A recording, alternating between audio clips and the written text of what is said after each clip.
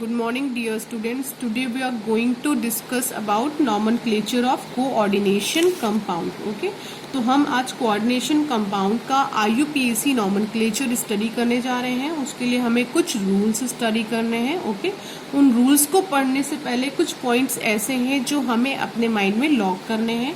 तो उसमें first point है the name of coordination compounds is started with small letter. Okay, तो एक चीज आप याद रखिएगा, जब आप नेमिंग करेंगे कोऑर्डिनेशन कंपाउंड की तो ये फर्स्ट पॉइंट है जो आपको रिमेंबर रखना है. वो ये है कि आपको जब भी आप स्टार्ट करोगे तो आप स्मॉल लेटर से ही स्टार्ट करोगे, कैपिटल लेटर का यूज नहीं करोगे. नेक्स्ट है the name of coordinate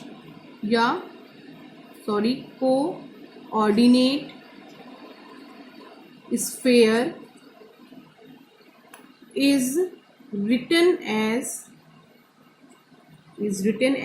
one word. Okay, without any gap. याद रखिएगा, without any gap. इसको एग्जाम्पल से देखते हैं कि अगर आपके पास एक कोऑर्डिनेशन कंपाउंड है K4FeCN6. ओके, तो आपको पता है कि ये जो इतना पोर्शन है ये एक्चुअली क्या है, कोऑर्डिनेशन स्फीयर है. इस कोऑर्डिनेशन स्फीयर को आपको एक वर्ड की तरह लिखना है, यानी कि आपको आयरन लिखना है, साइनो लिखना है, तो वो एक वर्ड में मिलाकर के आप लिखते चले जाओगे. यहाँ पर आपको ऐसा नहीं करना है कि आप यहाँ पर कोई गैप दे दो. ठीक है, देखिए तो आप इसको कैसे लिखोगे, ऐसे लिखोगे. इतना मैं केवल लिख रही हूँ, कोऑर्डिनेशन स्फीयर में है, स्मॉल लेटर का मैंने बोला यूज करना है, तो टेट्रा. ठीक है, CN4 कर लेते हैं क्योंकि लिख दिया मैंने, तो CN4 हो गया यहाँ पर, तो ये टेट्रा. देन ये क्या हुआ है, साइनो. Okay, cyano. देन उसके बाद क्या है हमारे पास, आयरन है. ओके, तो आयरन के लिए हमें यहाँ पे कौन सा यूज करना है, फेरेट. ठीक है, देखिए बिना किसी गैप के पूरा हमने एक वर्ड के फॉर्म में लिख दिया है, यहाँ पे कोई गैप नहीं है. ठीक है, तो जो भी स्पीसीज कोऑर्डिनेशन स्फीयर में आएगी उसको हमें एक वर्ड में लिखना है विदाउट एनी गैप. ऐसा नहीं हमने किया कि पहले टेट्रा लिखा, देन हमने साइनो लिखा, देन हमने फिर फेरेट लिखा.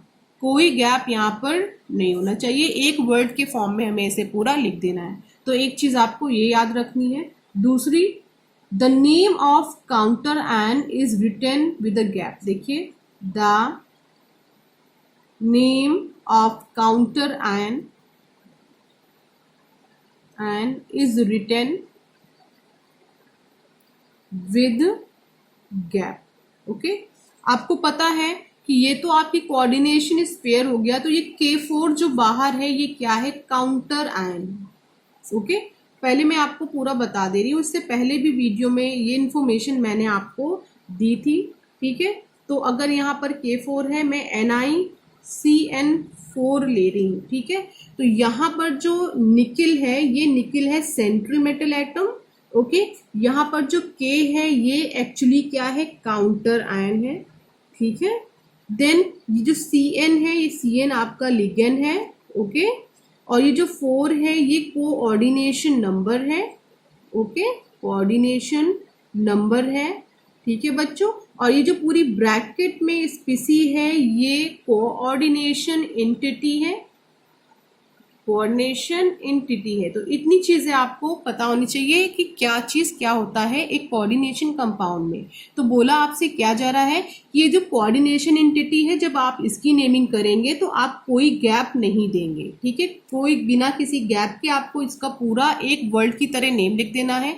लेकिन जब काउंटर आयन की बात आएगी तो से यहाँ पर आपको गैप देना पड़ेगा. तो अगर इसका पूरा नाम लिखने के लिए बोला जाए तो आपको लिखना कैसे होगा, पोटेशियम. देखिए, name of coordination compound is started with small letter. तो आप क्या करिए, स्मॉल लेटर से स्टार्ट करिए.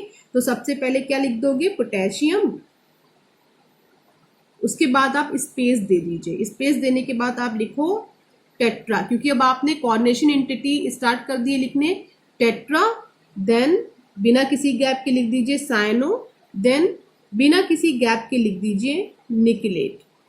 ओके, देन लास्ट में आप इसका लिख दीजिएगा ऑक्सीडेशन नंबर। देखिए जितने भी लेटर मैंने यहाँ पे यूज किए हैं वो सबके सब स्मॉल लेटर है, केवल गैप मैंने यहाँ पे एक जगह दिया है, वो है काउंटर आयन का, जब हमने नाम लिखा है। ओके, ठीक है बच्चों, तो ये चीजें आपको याद रखनी है हर हाल में जब भी आप नेमिंग करोगे कोऑर्डिनेशन कंपाउंड की। एक बात और आप याद रखिएगा, no use of capital letter in naming of coordination compound. जब आप कोऑर्डिनेशन कंपाउंड की नेमिंग करोगे बच्चों, तो आप कैपिटल लेटर का यूज कहीं भी नहीं कर सकते। ओके, पूरी नेमिंग आपको स्मॉल लेटर से करनी है। ओके, अब इसमें जो कुछ रूल्स लगते हैं वो रूल्स हम देख लेते हैं। तो हम यहाँ पे रूल नंबर 1 स्टडी करेंगे। रूल नंबर 1 जो है हमारा वो रिलेटेड है किससे, काउंटर आयन से। ओके, काउंटर आयन से कनेक्टेड ये हमारा रूल है। तो बच्चों सबसे पहले हम 1 बाय 1 सारे रूल देख लेते हैं, उसके बाद मैं आपको एक शॉर्ट ट्रिक दे दूंगी, उस ट्रिक की हेल्प से आप बहुत आसानी से नेमिंग कर पाओगे। ओके, तो यहाँ पर देखिए रूल नंबर 1 जो कनेक्टेड किससे है, काउंटर आयन से है। तो देखिए मैंने अभी अभी आपको लिख के बताया था, एक एग्जाम्पल लिया था, K4 है, ठीक है, Ni देन CN4, ये मैंने आपको कोऑर्डिनेशन कंपाउंड का एग्जाम्पल लिया था और इसको मैंने क्या बताया था कि ये क्या है, काउंटर आयन है। ओके, देन ये है सेंट्रल मेटल एटम है, देन इसको मैंने क्या बोला था, लिगेंड बोला था, देन इसको मैंने क्या बोला था, कोऑर्डिनेशन नंबर बोला था। और ये जो पूरी ब्रैकेट में है स्पीसीज, बच्चों इस स्पीसीज को मैम ने क्या बोला था कि ये कोऑर्डिनेशन एंटिटी है। ठीक है, ये क्या है, कोऑर्डिनेशन एंटिटी है। तो ये चीजें आप अपने माइंड में रख लीजिए कि मैं अभी जो रूल बता रही हूँ ये काउंटर आयन से रिलेटेड रूल है। देन मैं सेंट्रल मेटल एटम का बताऊंगी, फिर लिगेंड के लिए बताऊंगी। ठीक है, लिगेंड जब बताऊंगी तो मैं कोऑर्डिनेशन नंबर का भी रूल उसी में ऐड करके बताऊंगी। उसके बाद में कोऑर्डिनेशन एंटिटी से रिलेटेड आपको रूल दूंगी। तो पहला रूल आप देखिए, the cation is name first. Okay, सबसे पहले तो आप ये अपने माइंड में रखिए कि अगर आपके पास कोई भी कोऑर्डिनेशन कंपाउंड ऐसा है जिसमें ये जो कोऑर्डिनेशन एंटिटी है इसके ऊपर नेगेटिव चार्ज है, ठीक है, -4, और जो आपका काउंटर आयन है ये कोई मेटल है, ठीक है, तो आपको सबसे पहला कंडीशन देख लीजिए। कंडीशन क्या, कि जब आपकी कोऑर्डिनेशन एंटिटी नेगेटिवली चार्ज होगी, तो ऑब्वियस सी बात है अगर ये पॉजिटिव है तो ये एंटिटी पूरी नेगेटिव होगी। ओके, इसको मैं ब्रेक करके दिखा दे रही हूँ कि कैसे आप इसको ब्रेक करोगे। NiCN4, जब आप इसे वाटर में डिसॉल्व करोगे तो क्या मिलेगा, 4K पॉजिटिव प्लस NiCN4 -4। बच्चों देखिए, तो ये जो आपकी कोऑर्डिनेशन एंटिटी है ये नेगेटिवली चार्ज है। ठीक है, कोऑर्डिनेशन एंटिटी नेगेटिवली चार्ज है, और अगर कोऑर्डिनेशन एंटिटी नेगेटिवली चार्ज है तो आपको क्या करना होगा यहाँ पर, तो आपको the cation name is first, okay, first written. तो सबसे पहले आपको जो कैटायन है उसका नेम आपको यहाँ पर लिखने पड़ेगा अगर ऐसी सिचुएशन आपको मिल रही है। ओके, जैसे कि यहाँ पे मैंने K4 NiCN4 का जब आपको नेम बताया था, तो देखिए मैंने कैटायन यानी कि जो हमारा काउंटर आयन था उसका नाम पहले ही लिख दिया था। ओके, ये हमारा फर्स्ट रूल है। ठीक है, जो कनेक्टेड किससे है, काउंटर आयन से। यहाँ पर जो सेकेंड रूल आता है वो कुछ दूसरा आता है। सपोज कि हमारे पास जो कोऑर्डिनेशन कंपाउंड है वो CONH3 और SO4 डाई नेगेटिव है। ठीक है, हमारे पास ये एक कोऑर्डिनेशन कंपाउंड है, ये एक एग्जाम्पल हम ले रहे हैं। अगर हम इसको क्या करें, डिसोसिएट करते हैं, वाटर में इसको डालेंगे तो ये कैसे डिसोसिएट होगा, देखिए CONH3 plus SO4 di negative, यहाँ पर आ जाएगा डाई पॉजिटिव। तो अगर ये जो हमारी कोऑर्डिनेशन एंटिटी है इसके ऊपर पॉजिटिव चार्ज है, ठीक है। तो जो ये हमारा काउंटर आयन है, ठीक है, जब मेटल होता है तो वो पहले लिखा जाता है, अगर नॉन मेटल है तो वो बाद में लिखा जाता है, ठीक है। तो ये जो नॉन मेटल हमारा काउंटर आयन है, ये काउंटर आयन बच्चों सबसे लास्ट में लिखा जाएगा, ठीक है। नेमिंग मैं दिखा रही हूँ, पहले आप इतनी स्पीसीज का नाम लिखोगे कैसे, स्मॉल लेटर से स्टार्ट करिए, टेट्रा, ये क्या है आपका एमीन, लिख दीजिए एमीन बिना किसी गैप के, than copper, okay. Oxidation number देखिए यहाँ पे 2 है, ब्रैकेट में क्या लिख दीजिए 2, और लास्ट में आपको क्या लिख देना है, सल्फेट, ओके। तो इस तरह से आप यहाँ पे नेमिंग करोगे। अगर कैटायन है तो कैटायन का नेम आपको पहले ही लिख देना है, ठीक है। और ये देखिए यहाँ पे मैंने लिख दिया था पहले ही। अगर एनायन है तो पूरा आपको कोऑर्डिनेशन एंटिटी लिखने के बाद लास्ट में यहाँ पर आपको एनायन का नेम लिखना है, ओके। तो ये जो हमारा रूल है, ये रूल रिलेटेड किससे है, काउंटर आयन से। अब हम चलते हैं रूल नंबर 2 पे, जो रिलेटेड किससे होगा, लिगेंड से, ओके। तो जब आप पहले रूल के अकॉर्डिंग नेम लिख चुके हो तो रूल नंबर 2 पे आ जाइए। रूल नंबर 2 लिगेंड से रिलेटेड है, और लिगेंड क्या कह रहा है कि जब आप नेम लिख लोगे काउंटर आयन का, तब आपको ध्यान क्या देना होगा, लिगेंड का, ओके। अगर आपके पास लिगेंड मोर देन 1 टाइप के हैं तो वहां पर आप अल्फाबेट को प्रायोरिटी दोगे, ठीक है। देखिए क्या है, ligands are more than 1 type, okay. एक टाइप से क्या हो जाए, ज्यादा हो जाए, तो हम कैसे लिखेंगे, right in alphabetical order, okay. Alphabetical order में हमें इसे लिखना होगा। जैसे कि मैं यहाँ पे आपको लिखकर बता रही हूं, जैसे आपके पास यहाँ पे PT है, ठीक है, NH3 का होल ट्वाइस, देन Cl4, ये देखिए यहाँ पे तो 2 लिगेंड्स आ गए, एक तो एमीन हो गया है, दूसरा आपका क्लोरिडो हो गया है। तो आप यहाँ पर किसको पहले लिखोगे, अल्फाबेटिकल ऑर्डर में जो पहले आएगा आप उसको पहले लिखोगे। तो देखिए यहाँ पे क्या हो गया, डाई हो गया, स्मॉल लेटर से स्टार्ट करिए। NH3 एमीन है, क्लोरिडो, तो एमीन हमारा पहले लिखा जाएगा अल्फाबेट के अकॉर्डिंग, तो एमीन, ओके। देन देखिए यहाँ पे क्लोरीन कितने हैं, 4, तो लगा दीजिए क्या, टेट्रा। और क्लोरीन को यहाँ पे क्या लिखा जाता है, क्लोरिडो। जब मैंने आपको बताया था क्लासिफिकेशन लिगेंड का, तभी आपको नेम बता दिए थे। और यहाँ पर आप देखो, अब लिखोगे क्या, प्लैटिनम, ये आपका मेटल है, लिख दीजिए, सॉरी यहाँ पे स्पेस नहीं देना है, प्लैटिनम, और इसका ऑक्सीडेशन स्टेट है 4। अब आपने लिख दिया ऑक्सीडेशन स्टेट इसका 4। यहाँ पे काउंटर आयन नहीं है तो आप मत लिखो काउंटर आयन, ये हो गया क्या इसका नेम, ओके। तो कहने का मतलब क्या है कि अगर लिगेंड एक से ज्यादा प्रेजेंट है, 2, 3, 4, 5 प्रेजेंट है, तो आपको नेमिंग लिखने से पहले ये ध्यान देना होगा उनका अल्फाबेट पे, ठीक है। अल्फाबेटिकल ऑर्डर में आप इसको अरेंज करते चले जाएंगे, ओके। तो जो नेक्स्ट पॉइंट है, ये भी हमारा लिगेंड से ही रिलेटेड पॉइंट है। देखिए ये क्या कहता है, प्रीफिक्स जैसे मैंने यूज किया है डाई, ट्राई, टेट्रा, पेंटा, ETC हम जाते हैं, तो ये प्रीफिक्स कब यूज होंगे, are used to indicate the number of the individual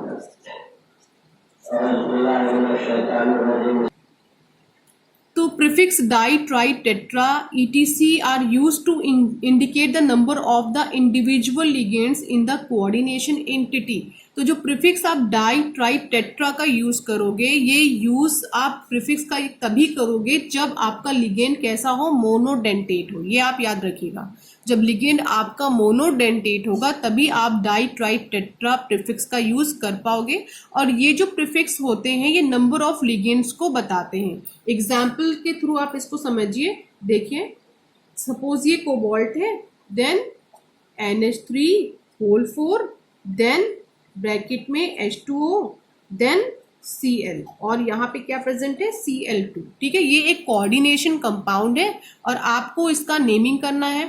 तो जो प्रीवियस आपने रूल पढ़ा है लिगेंड से रिलेटेड उसके अकॉर्डिंग आपको इसको लिखना है, साथ में जो ये वाला रूल पढ़ रहे हो उसको भी आपको इसमें लगाना है। तो सबसे पहले एमीन को हम क्या बोलते हैं, एमीन बोलते हैं, और H2O को हम जब कोऑर्डिनेशन कंपाउंड में पढ़ते हैं तो एक्वा बोलते हैं, ठीक है। और क्लोरीन हमारा यहाँ पे क्लोरिडो कहलाता है, ठीक है। तो अब तीनों के नेम हमें पता है, अब हमें देखना है अल्फाबेटिकल ऑर्डर में कौन पहले आएगा। तो ये भी ए है और ये भी ए है। अब हम सेकेंड वाले अल्फाबेट को लेते हैं, तो पहले एम आता है, बाद में क्यू आता है। तो हम इनकी नेमिंग स्टार्ट करते हैं कैसे, पहले लिख देते हैं एमीन, जो पहले आता है उसको पहले लिख देते हैं। तो यहाँ पर हमने एमीन लिख दिया, ठीक है। लेकिन एमीन यानी NH3 कितने नंबर ऑफ NH3 ऐड है यहाँ पर कोबाल्ट से, हमें इसे भी इंडिकेट करना है, यानी तो indicate the number of the individual ligand. और यहाँ पर जो हमें प्रीफिक्स यूज करना है वो डाई ट्राई टेट्रा वाले यूज करना है। तो यहाँ पे टोटल कितने हैं, 4 है। तो यहाँ पे जो प्रीफिक्स हम सिलेक्ट करेंगे वो कैसा होगा, टेट्रा होगा, ठीक है, TETRA, टेट्रा एमीन। देन क्या लिखते हैं हम, एक्वा लिखेंगे, विदाउट स्पेस हम यहाँ पे क्लोरिडो लिखेंगे, ओके। इतना हमने लिख दिया है। अब जो हमारा ये सेंट्रल मेटल एटम है, अब हम central metal atom without space लिख देते हैं, क्या चीज, कोबाल्ट। और ऑक्सीडेशन नंबर कोबाल्ट का यहाँ पे होगा 3rd, हमने लिख दिया है। देन लास्ट में हम क्या लिख देंगे, स्पेस देने के बाद हम लिख देंगे काउंटर एन। तो काउंटर एन हमारा क्या है, क्लोराइड है, ये याद रखिएगा। जब अब ये कोऑर्डिनेशन एंटिटी के अंदर नहीं है, बाहर है, तो इसको क्या लिखना है, क्लोराइड। अगर ये कोऑर्डिनेशन एंटिटी में हो यानी कि कोऑर्डिनेशन स्फीयर के अंदर प्रेजेंट हो तो आपको क्या लिखना है, क्लोरिडो, ठीक है। इसी तरह अगर यहाँ पर ब्रोमाइड है तो ब्रोमीडो लिखना होगा, लेकिन अगर इस स्फीयर के बाहर है तो ब्रोमाइड को ब्रोमाइड ही लिखना होगा, ओके। तो जो नेक्स्ट रूल हमारा बनेगा वो भी हमारा रिलेटेड किससे होगा, लिगेंड से ही रिलेटेड होगा। लेकिन मोनोडेंटेट का केस हमने पढ़ लिया है, अब हमें केस पढ़ना होगा पॉलीडेंटेट लिगेंड्स का, ओके। तो पॉलीडेंटेट लिगेंड्स में हम देखते हैं क्या सिचुएशन बन रही है। व्हेन लिख लेती हूं पहले पूरा, when the name of the ligands include a numeral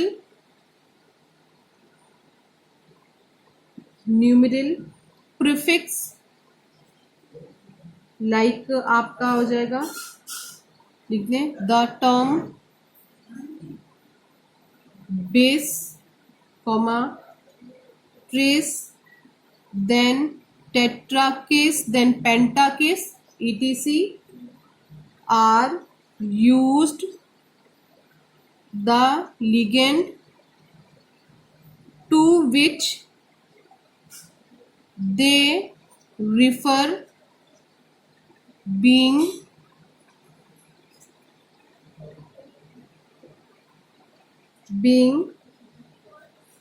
placed in parenthesis, okay, यानी ब्रैकेट में, क्लियर। अब ये रूल तो आपको देखने में थोड़ा कॉम्प्लिकेटेड लग रहा होगा, ठीक है। इसको हम समझते हैं कि ये रूल क्या रहा है। अगर हमारे पास पॉलीडेंटेट लिगेंड है, जैसे कि आपका EN, ठीक है, EN को आप क्या लिखते थे, इथाइलिन डाइएमीन, है ना, यही तो लिखा था आपने, इथाइलिन, ठीक है, डाइएमीन आपने ये लिखा। या फिर आप इसको दूसरा नेम भी क्या लिखते थे, एथेन, आप क्या लिखते थे, एथेन 1,2 डाइएमीन, ओके। ये भी आप इसको नेम लिख सकते हो। तो देखोगे बच्चों यहाँ पर आपको पहले से ही डाई लगा हुआ मिल रहा है, ठीक है। देखिए यहाँ पे डाई ट्राई टेट्रा आप लिखते थे, तो यहाँ पर तो पहले से ही डाई प्रीफिक्स का हमने यूज कर लिया है। अब दोबारा हम डाई प्रीफिक्स का यूज नहीं कर सकते। तो जैसे EN है, इथाइलिन डाइमीन, ऑलरेडी डाई है यहाँ पे, तो आप डाई प्रीफिक्स का यूज नहीं कर सकते। तो अब यहाँ पे यूज किसका करोगे, बिस, ट्रिस और टेट्रा किस टाइप के प्रीफिक्स का यहाँ पर आप यूज करोगे, ठीक है। एग्जाम्पल के थ्रू हम इसे देखते हैं, एग्जाम्पल देखेंगे तो हमें ज्यादा समझ में आएगा। सपोज कि हमारे पास ये कोऑर्डिनेशन कंपाउंड है CrEn3 देन Cl4, ओके, ये हमारे पास लिखा हुआ है। तो हमें पता है कि इसका नेम क्या है, इथाइलिन डायमाइन या फिर एथेन 1,2 डैश डायमीन, ठीक है, ये नेम है इसका, ठीक है। तो सबसे पहले हम क्या करेंगे, ये जो 3 है, अब इस 3 को हम क्या लिखेंगे, ट्रिस लिखेंगे, ठीक है, लिख देते हैं ट्रिस। देन हम पैरेंथस, उसके बाद हम क्या लगा देंगे, जो पूरा इसका नेम है उसको किस में लिखेंगे, ब्रैकेट में लिखेंगे, ठीक है। ब्रैकेट में हमें देखिए क्या लिखना होगा यहाँ पर, एथेन -1,2 डायमीन, ओके। अगर आप चाहो इथाइलिन डायमीन भी लिख सकते हो, कोई गलत नहीं है, ठीक है, दोनों सही है। देन ब्रैकेट हम क्लोज कर देंगे। उसके बाद Cr है हमारा, हम लिखेंगे क्या, chromium, okay. Then oxidation number, और लास्ट में हमारा क्या लिखा है, क्लोराइड, तो क्या लिख देंगे, क्लोराइड। तो एक चीज याद रखिएगा, यहाँ पे हम टेट्रा क्लोराइड नहीं लिखेंगे, ठीक है, यहाँ पर हम केवल क्लोराइड लिखेंगे, ओके। तो जो हमारा कोऑर्डिनेशन स्फीयर में है उसके लिए तो हम यूज करेंगे टेट्रा डाई वगैरह का, लेकिन अगर ये कोऑर्डिनेशन स्फीयर के बाहर तो सीधे हम क्लोराइड लिख के इसको छोड़ देंगे, ओके। बच्चों इसको हम एक और एग्जाम्पल के थ्रू समझते हैं, एक एग्जाम्पल और ले लेते हैं। सपोज हमारे पास क्या है, Ni है, देन Cl2 है, और ब्रैकेट में PPH3 होल ट्वाइस, ठीक है, ये हमारे पास एक कोऑर्डिनेशन कंपाउंड है, ठीक है। तो यहाँ पर देखिए, ये जो कोऑर्डिनेशन कंपाउंड है इसका नेम क्या है, इसमें तो सारे रूल हमें फॉलो कराने हैं, ठीक है। यहाँ पर इसका नेम क्या है, ट्राइफेनिल फॉस्फीन लिख दे रही हूँ, ट्राइफेनिल फॉस्फीन नाम है इसका, ओके। और ये तो आप जानते हो इसका नेम क्या है, क्लोरिडो। तो सबसे पहले आप लिगेंड वाला एक रूल वो लगा दीजिए जिसमें आपको अल्फाबेट को प्रायोरिटी देनी है। तो यहाँ पर जो अल्फाबेट C है वो पहले आता है, T जो है बाद में आता है, ठीक है।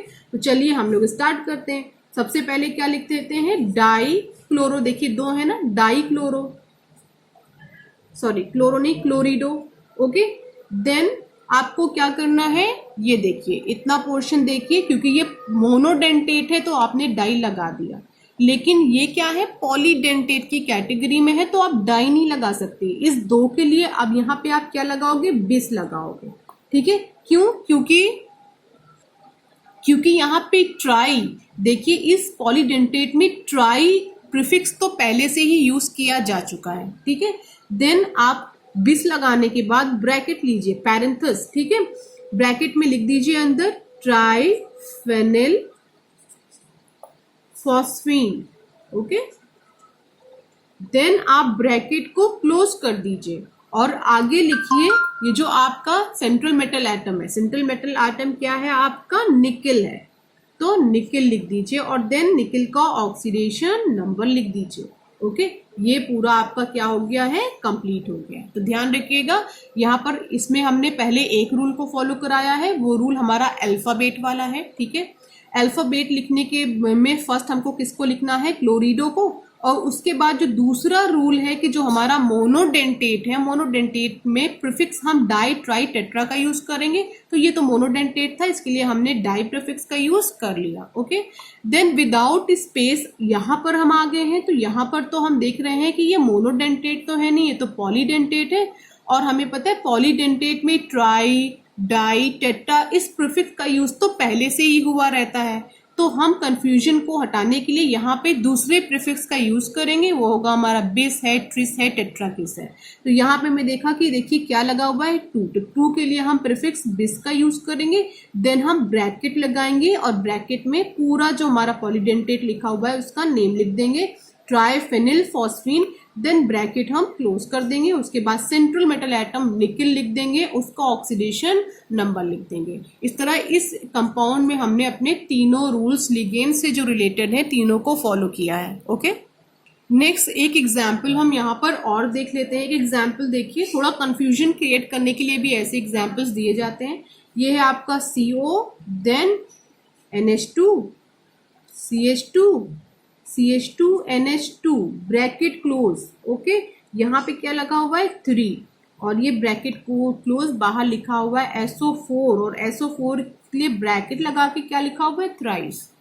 देखिए ये भी हमें कंफ्यूज करने के लिए ही दिया गया है। अगर आपने, जब मैंने क्लासिफिकेशन ऑफ लिगेंड पढ़ाया था तो आप इतना पोर्शन ध्यान से देखिए। क्लासिफिकेशन ऑफ लिगेंड में मैंने EN का स्ट्रक्चर भी बनाया था, यानी इथाइलिन डायमीन का मैंने जब स्ट्रक्चर बनाया था तो यही बनाया था, NH2CH2CH2 NH2, यानी फॉर्मुलेशन जब इथाइलिन डायमीन का किया था तो यही फॉर्मूला आया था। तो EN ना लिखने के बजाय हमने डायरेक्ट यहाँ पे फॉर्मूला लिख दिया है। अब हम चाहें तो इसको ऐसे भी लिख सकते थे, COEN का whole thrice then SO4 tri negative, दोनों एक ही चीज है, केवल कंफ्यूज करने के लिए इसको लिखा गया है। ओके, अब क्योंकि यहाँ पे देखिए तो पॉलीडेंटेट लिगेंड लगा हुआ है, मोनोडेंटेट लिगेंड यहाँ पर है ही नहीं, तो पॉलीडेंटेट का जो रूल है हमें वो फॉलो करना पड़ेगा। यहाँ पे 3 लगा हुआ है तो 3 के लिए हमें पता है हम क्या यूज करते हैं, ट्रिस का यूज करते हैं, देन ब्रैकेट हम यूज करते हैं और ब्रैकेट में इसका पूरा नेम लिख देंगे, एथेन